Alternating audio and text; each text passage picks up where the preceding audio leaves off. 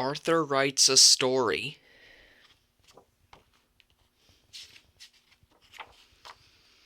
Arthur's teacher, Mr. Ratburn, explained the homework. What should the story be about? Arthur asked. Anything, Mr. Ratburn said. Write about something that is important to you. Arthur started his story the minute he got home. He knew exactly what he wanted to write about. How I got my puppy Pal. I always wanted a dog, but first I had to prove I was responsible, so I started Arthur's pet business. My mom made me keep all the animals in the basement. It was a lot of work, but it was fun until I thought I lost Perky. But then I found her, and she had 3 puppies, and I got to keep one of them. That's how I got my dog Pal. The end. Arthur read his story to DW. That's a boring story, DW said. Does it have to be real life? Because your life is so dull. I don't want to write a boring story, said Arthur. If I were me, DW suggested, I'd make the story about getting an elephant. The next day, Arthur read his new story to Buster. Did you like the part about the elephant puppies? He asked. It's okay, I guess, said Buster. I'm writing a cool story about outer space. Maybe my story should take place on the moon, thought Arthur. On Wednesday, Arthur read his newest story to the Brain.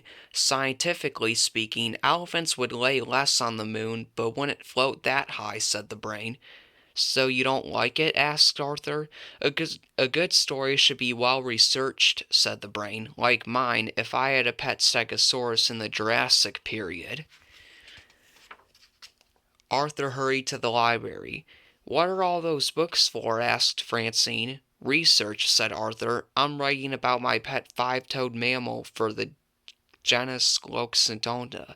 Your what? Asked Francine. My elephant, Arthur explained. Oh, said Francine, I'm putting jokes in my story.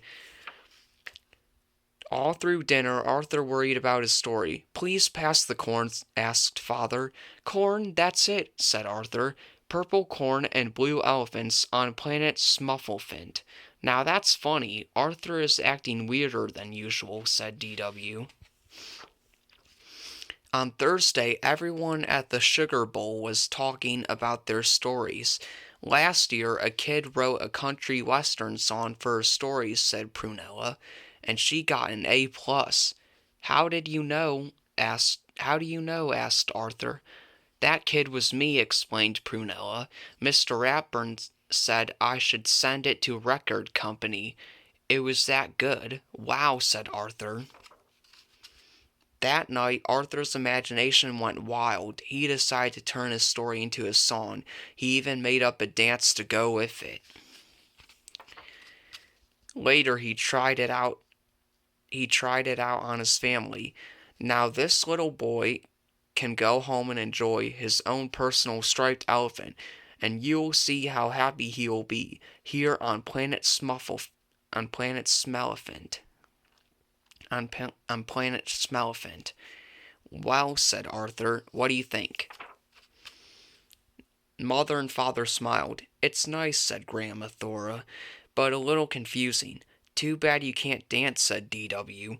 What am I going to do, said Arthur. My story's due tomorrow. That night, Arthur didn't sleep very well.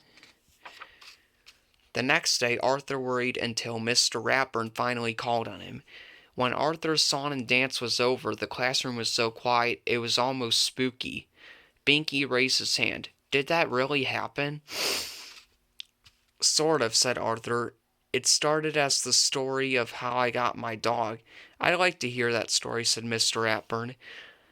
The title was How I Got My Puppy Pal, said Arthur. Arthur told how proud he was of his pet business and how scared he was when Perky disappeared, and he told how happy he was to find her under his bed and how surprised he was to see her 3 puppies. And the best part is, said Arthur, I got to keep one. Buster said, I like that story better than your other one. Great story, said Binky. I think Arthur's story was the best, said Francine. Good work, said Mr. Ratburn. Of course, I expect you to write it all down by Monday. Then Mr. Apron gave Arthur a gold sticker. Oh, and one more thing he said. Leave out the dancing.